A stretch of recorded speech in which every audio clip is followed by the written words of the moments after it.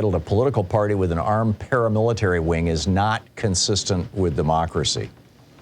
And, you know, I start out telling the story of this kid that used to terrorize me when I was, me and several of my friends actually, when I was growing up. This was 1959. I was like 8 years old. And this kid, his name was Dennis, and he lived down the street from us. And he loved beating the crap out of people. I mean, this was his thing. And there were several people, several other kids who eventually started out as his victims and then became part of his gang. He had a little gang of 3 guys, and they would, you know, go around just pounding on anybody. And I later learned that Dennis's dad used to tie him to a pole in the basement and whip him frequently for any transgression, basically. This was Dennis's punishment for pretty much anything he did. And that was when I first began to understand that although I didn't know the words, that the roots of authoritarianism are found in powerlessness and humiliation. You know, when the German soldiers returned home to Germany after their crushing defeat in World War I, they started forming armed paramilitary groups, looking for a leader. Hitler came along and said, "I will be your leader," and thus the brown shirt.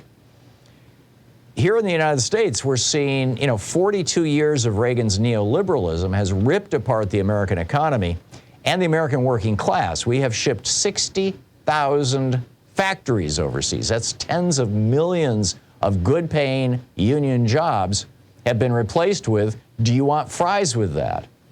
And this collapse of the American middle class right across the board has left a lot of Americans looking for villains. You know, who did this to me? And how and why? And the Republican Party, since Richard Nixon, has been more than happy to tell them that the villains in this story are black people, brown people, gay people, Democrats, liberals, you name it. I mean, you know, this is the famous quote from you know, Nixon's chief of staff, John Ehrlichman, about this. To compound this, we've had 3 massive tranches of tax cuts, the first from Reagan, the second from Bush Jr., and the third from Donald Trump, that have turned America into the most unequal society in the developed world. We have levels of inequality now in the United States that exceed any time in our history, that literally exceed the Gilded Age. And you know, this is a combustible mixture. A functioning civil society requires trust in the government and trust in each other. But who can trust a government that has impoverished them? And who can trust city slickers who are living high on the hog, or at least seem to be, as rural America sinks deeper and deeper into debt?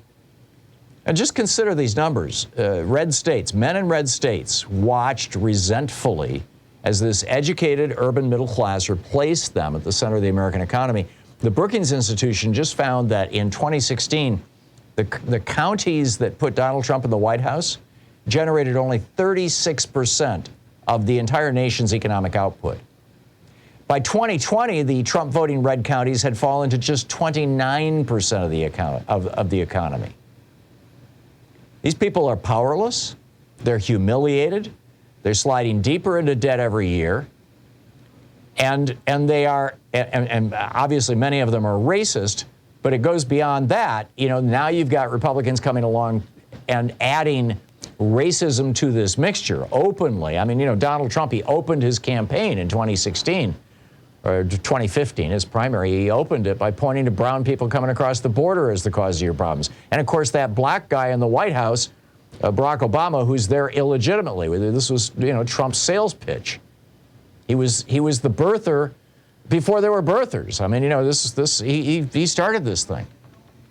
So here you've got all these disempowered white men across America, and what happens? Bushmaster comes along and starts a 2-year advertising campaign around the theme of consider your man card reissued. And now Republicans are using that your gun is your man card thing in their advertising and their marketing. You see, you know, Republicans shooting at things. You see Republicans aiming guns at things. You see, in their television ads. In 2016, Donald Trump invited the Oath Keepers to protect polling places in the election. This was when the Republican Party merged with an armed white supremacist militia. And mixing a political party with an armed paramilitary wing is an absolute flaming disaster for a democracy. We saw this, like I said earlier, in Germany in the 1920s with the brown shirts and Hitler, the late 1920s, early 1930s, and we saw it, and the only time, to the best of my knowledge, we saw something like this in the United States was the rise of the Klan in the 1880s through the 1930s, when they were, quite literally the armed paramilitary wing of the largely Southern white racists, who were mostly at that time Democrats, although there was no shortage of Republicans who were right there with them in the Klan. But the result of this has been an absolute explosion of guns. In 2001, only 3 million guns were manufactured and sold in the United States. The first year that President Obama was in office, we elected a black guy as president, and these white racists went nuts. The first year that Obama was in office, it went to 5 million guns a year. By his 5th year in office, they were pouring out of the American factories at nearly 11 million guns a year. And that doesn't count those manufactured overseas and sold in the United States. This is a quote from a website called Visual Capitalist that compiles statistics and puts them into graphs. From 2010 to 2019, an average of 13 million guns were sold legally in the United States every year. 13 million. In 2020 and 2021, annual gun sales sharply increased to 20 million a year. This is what's called a generative process. It creates more of itself. As gun violence, as the number of guns increases, gun violence increases. As gun violence increases, the fear of gun violence increases. As the fear of gun violence increases, more people buy guns to protect themselves from gun violence. And thus you've got more guns. A 2020 study found that 40% of gun purchasers were first-time buyers. That was a 67% increase over previous years. And now you've got Republican politicians talking about Second Amendment remedies. This started with Sharon Engel in 2011, and they're still using that phrase. And when you combine that sense of victimhood with this explosive search for villains responsible for the economic, political, and social stress, and then throw in gratuitous racism being openly promoted by the Republican Party and their candidates, this is what you get. And the Republican Party, instead of looking at this going, we should disavow this armed paramilitary wing. We should say, no, we got nothing to do with Proud Boys and 3%ers and Oath Keepers and whatnot. No. They're not saying that.